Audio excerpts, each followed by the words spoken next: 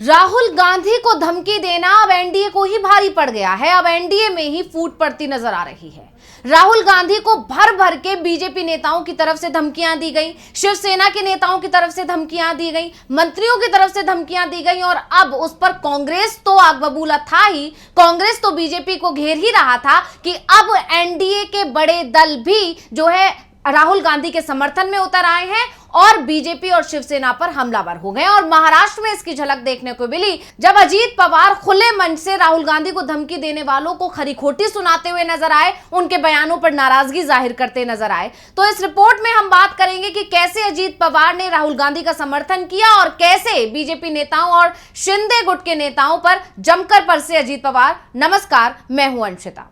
तो महाराष्ट्र में महायुति के नेताओं की तरफ से कांग्रेस के वरिष्ठ नेता राहुल गांधी पर की गई आपत्तिजनक टिप्पणी को लेकर अब महाराष्ट्र के उप मुख्यमंत्री अजीत पवार ने निशाना साध दिया है। उन्होंने कहा कि हमें भी आता है, लेकिन गुस्सा जाहिर करने की भी एक मर्यादा होती है। क्या कुछ कहा अजीत पवार ने, सुन लेते हैं। कोण म्हणते आरक्षणाच्या बद्दल, कशा पद्धतीची वक्तव्य आली, कोणत्या पक्षाच्या नेतृत्वाने केली, याचा विचार करा। तुम्ही समंजस आहात। घटनेचे शिल्पकार डॉक्टर बाबासाहेब आंबेडकरांनी या गरीब वर्गाला, आदिवासी आणि माझ्या मागासवर्गीय समाजाला इतरांच्या बरोबर आणण्याच्या करता आरक्षण दिलं आणि ते आरक्षण काढून घेण्याची भाषा तुम्ही करताय। ही महाराष्ट्रामधली पद्धत आहे, देशाची पद्धत आहे। एक गोष्ट मात्र मी मुख्यमंत्री आणि उपमुख्यमंत्र्यांच्या साक्षीने सांगेन, प्रत्येकाला आपली आपली मतं मांडण्याचा अधिकार आहे, विचार मांडण्याचा अधिकार आहे। ते घटनेचे शिल्पकार डॉक्टर बाबासाहेब आंबेडकरांनी दिला आहे, पण कुठल्याही सत्ताधारी असो, विरोधी असो किंवा आणखीन कुणी असो, वाचाळवीरांनी थोडंसं आपले त्या ठिकाणी मर्यादा पाळाव्या। क्योंकि अजीत पवार का ये जो बयान है वो मराठी में था, तो हम आपको अब इसका हिंदी अनुवाद बता देते हैं। अजीत पवार कहते हैं, एक बात मैं कहना चाहूंगा कि सभी को अपने विचार रखने का अधिकार है। ये अधिकार संविधान बनाने वाले बाबा साहेब आंबेडकर ने हमें दिया है, लेकिन कोई भी सत्ताधारी हो या विरोधी हो या कोई भी हो, जुबान पर नियंत्रण ना रखने वालों को मर्यादा का पालन करना चाहिए। हम शिव, फूले और आंबेडकर के महाराष्ट्र में रहते हैं। कहीं भी गलत बयानबाजी करके महायुति और उसके सहयोगी पक्षों को मुश्किल में ना लाएं। ठीक है कि गुस्सा आता है, हमें भी आता है, लेकिन गुस्सा जाहिर करने की भी एक मर्यादा होती है। किस तरह की भाषा का इस्तेमाल होना चाहिए, सुसंस्कृत महाराष्ट्र कैसा होना चाहिए, ये यशवंतराव चव्हाण ने हमें सिखाया है। उसी विचारधारा से हम आगे बढ़ रहे हैं। अगर कोई कुछ बोल गया तो इसका मतलब ये नहीं कि महायुति की सरकार का उसे समर्थन है, ऐसा बिल्कुल भी नहीं है।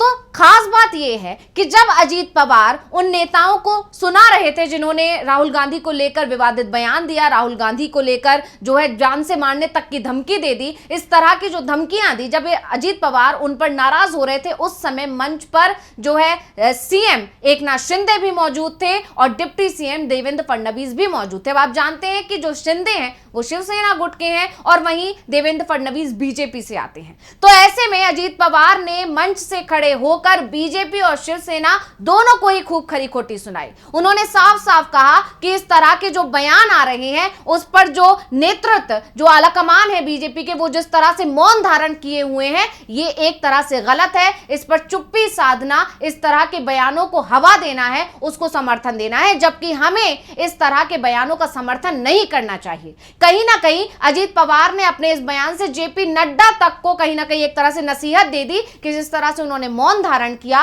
और अपनी चिट्ठी में भी इन तमाम बयानों को सही ठहराया, उस पर भी उन्होंने निशाना साधा है।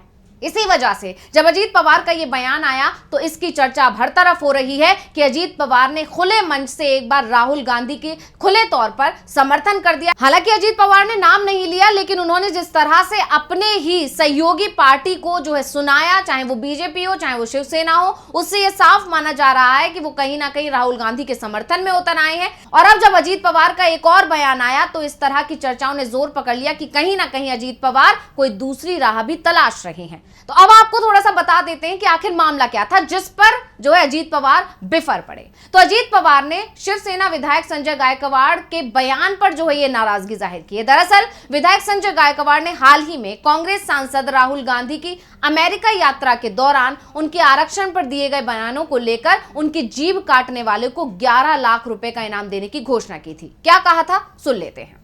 मैं चैलेंज करता हूं कि इस तरह की बात करने वाले राहुल गांधी की वहां पर जबान काटनी चाहिए, और जो काटेगा उसको मैं 11 लाख का इनाम मेरी तरफ से दूंगा। अब उनके इसी बयान से विवाद खड़ा हो गया था। इसे लेकर महाराष्ट्र कांग्रेस के कार्यकर्ताओं ने बुल्ढाना पुलिस स्टेशन में संजय गायकवाड़ के खिलाफ शिकायत भी दर्ज कर दी। और सिर्फ एक यही बयान नहीं आया था, इसके अलावा बीजेपी नेताओं ने भी राहुल गांधी को खुली धमकियां दी थी, जिसके तमाम वीडियो सोशल मीडिया पर तैर रहे हैं। रवनीत सिंह बिट्टू ने तो राहुल गांधी को देश का आतंकी ही बता दिया था। जो देश के दुश्मन जो बारूद गोली हर टाइम मारने की कोशिश करते हैं, उड़ाने की कोशिश करते हैं जहाजों को, ट्रेन को, रोड को, जब वो लोग राहुल गांधी की सपोर्ट में आ गए, आप अंदाजा लगा लीजिए राहुल गांधी खुद देश के नंबर 1 टेररिस्ट, अगर किसी को मेरी ख्याल से किस पे इनाम होना चाहिए पकड़ने के लिए, या देश का सबसे बड़ा दुश्मन जो जिसको लानना चाहिए एजेंसीज को, वो आज राहुल गांधी है। तो एक और बीजेपी नेता ने राहुल गांधी को धमकी दी थी कि उनका हाल भी उनकी दादी की तरह हो जाएगा। यानी एक के बाद एक जिस तरह के जो बयान आ रहे थे, ऐसे बयानों के बाद कांग्रेस ने मोर्चा खोल दिया था। कांग्रेस लगातार इस तरह के बयानों का विरोध कर रही थी, प्रदर्शन कर रही थी, बीजेपी आलाकमान से एक्शन लेने की मांग कर रही थी। और इसके चलते ही पार्टी अध्यक्ष मल्लिकार्जुन खड़गे ने तो पीएम मोदी को पत्र भी लिखा था, जिसमें उन्होंने इस मुद्दे को गंभीरता से लेने की अपील की थी और एक्शन लेने की मांग की थी।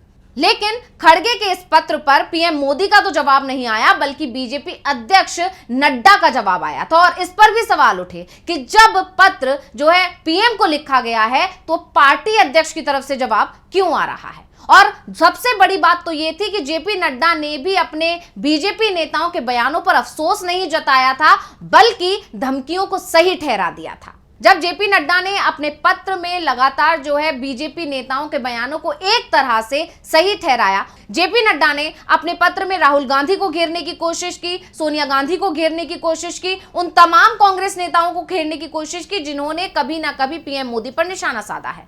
तो इस पर कहीं ना कहीं कांग्रेस अब जेपी नड्डा पर बरस पड़ी है। जेपी नड्डा के साथ साथ पीएम मोदी भी कांग्रेस के निशाने पर आ गए हैं। अब प्रियंका गांधी का भी इसको लेकर ट्वीट आया। उन्होंने लिखा, कुछ एक भाजपा नेताओं और मंत्रियों की अनर्गल और हिंसक बयानबाजी के मद्देनजर लोकसभा में विपक्ष के नेता राहुल गांधी के जीवन की सुरक्षा के लिए चिंतित होकर कांग्रेस अध्यक्ष और राज्यसभा में विपक्ष के नेता श्री मल्लिकार्जुन खड़गे जी ने प्रधानमंत्री जी को एक पत्र लिखा। प्रधानमंत्री जी की आस्था अगर लोकतांत्रिक मूल्यों, बराबरी के संवाद और बुजुर्गों के सम्मान में होती तो इस पत्र का जवाब वो खुद देते। इसकी बजाय उन्होंने नड्डा जी की ओर से एक हीनतर और आक्रामक किस्म का जवाब लिखवा कर भिजवा दिया। 82 बरस के एक वरिष्ठ जननेता का निरादर करने की आखिर क्या जरूरत थी। लोकतंत्र की परंपरा और संस्कृति प्रश्न पूछने और संवाद करने की होती है। धर्म में भी गरिमा और शिष्टाचार जैसे मूल्यों के ऊपर कोई नहीं होता। आज की राजनीति में बहुत जहर घुल चुका है। प्रधानमंत्री जी को अपने पद की गरिमा रखते हुए सचमुच एक अलग मिसाल रखनी चाहिए थी। अपने एक वरिष्ठ सहकर्मी राजनेता के पत्र का आदर पूर्वक जवाब दे देते तो जनता की नजर में उन्हीं की छवि और गरिमा बढ़ती। ये अफसोस की बात है कि सरकार के ऊंचे से ऊंचे पदों पर आसीन हमारे नेताओं ने इस महान परंपरा को नकार दिया है। यानी प्रियंका गांधी ने एक तरह से यह भी आरोप लगा दिया कि खड़गे के पत्र का जवाब पीएम मोदी ने नहीं दिया, ऐसा करके उन्होंने खड़गे का अपमान भी किया है। वहीं अब ये मुद्दा पहले तो सिर्फ कांग्रेस की तरफ से उठाया जा रहा था, कांग्रेस इस पर विरोध जता रही थी, लेकिन अब बड़ी बात यह है कि एनडीए के अंदर से भी इस मुद्दे को लेकर आवाज उठाई जाने लगी है। एनडीए के सहयोगी दल ही अब कह रहे हैं कि जो हुआ वो गलत हुआ, राहुल गांधी के खिलाफ ऐसी बयानबाजी को कतई बर्दाश्त नहीं किया जाएगा। तो एकनाथ शिंदे के नेतृत्व वाली शिवसेना के गुट के सदस्य संजय गायकवाड़ ने यह बयान दिया था। उन्होंने राहुल गांधी का वो बयान जिसमें उन्होंने भारत में आरक्षण खत्म करने की बात कही थी, जनता से सबसे बड़ा झूठ है।